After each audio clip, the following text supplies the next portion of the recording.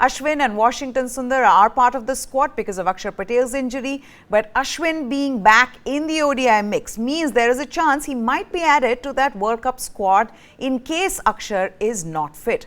These are changes in the first two ODIs. Look at that. Ashwin last played in ODI, I think 18 months ago.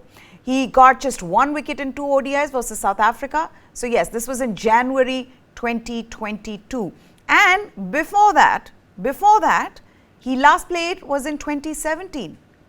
So it was 2017 he played an ODI or played ODIs then. And then just 2 ODIs that he played in 2022, and since then hasn't played any ODIs. So is this a big call? What does this mean for the Indian team, the return of Ravichandran Ashwin? We're going to put that question to Jamie and Chetan. But the third ODI again will be the same 15 that has been selected for the World Cup with the addition of R. Ashwin and Washington Sundar. So right now there is no clarity yet again on Axar Patel, whether he will be fit, how long will it take for him to be fit, and if he's not fit, what are your choices? And that is the big question now. Guys, the return of Ravichandran Ashwin, shocking as it may be, this is kind of, the people have polarizing views on this.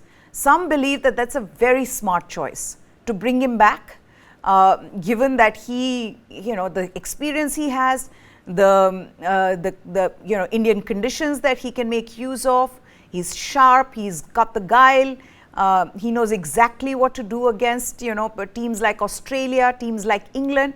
But the other side of it is, boss, he was never in your ODI plans. Why have you suddenly brought him in? What is this fear of failure?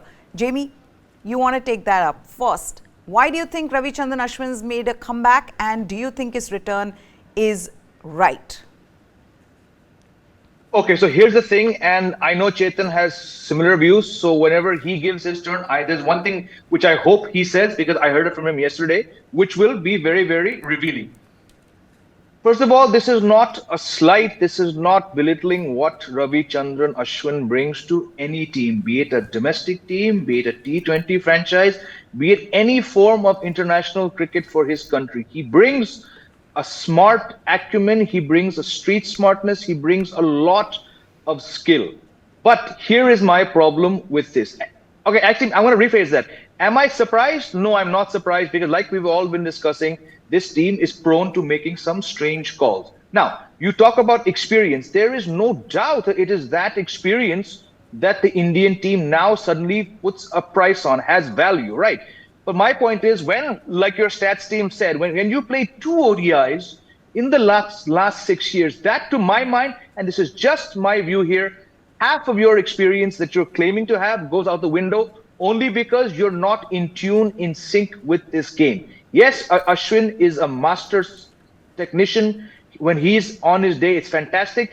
I just feel if you have genuine designs on winning a World Cup, your squad should be made up of people who are at least regularly playing that format. And I do not want to be told that he has outstanding numbers in the IPL, because Ravichandran Ashwin is bowling 4 overs across 2 spells. It is not the same as bowling 10 overs across 2 spells, sometimes bowling 7, 8. Again, I'm not slighting what he offers this team, but to my mind, it is very, very surprising that that's same experience which you turned your back on, and Chetan will add more on that, what I mean by turn your back. Suddenly, you're valuing 2 ODIs in 6 years, and you're labeling the word experience to that.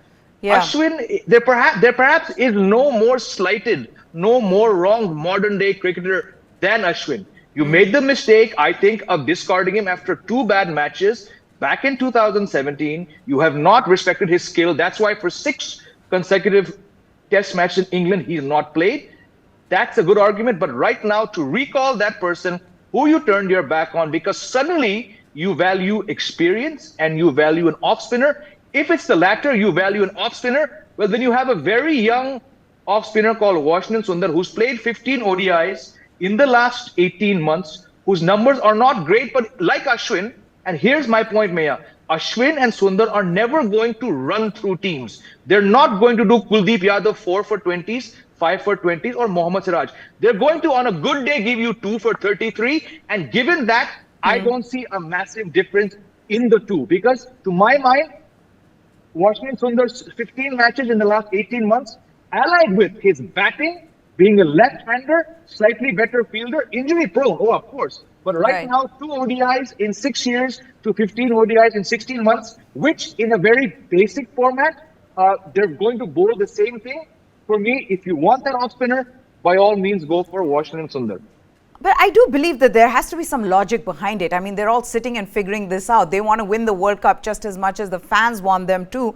This is what Rohit Sharma had to say in the press conference about Ravichandran Ashwin. And he says, with guys like Ravichandran Ashwin, game time and time on the ground is not so much of a concern, which is why we thought if he is an option for us, we need to get him in.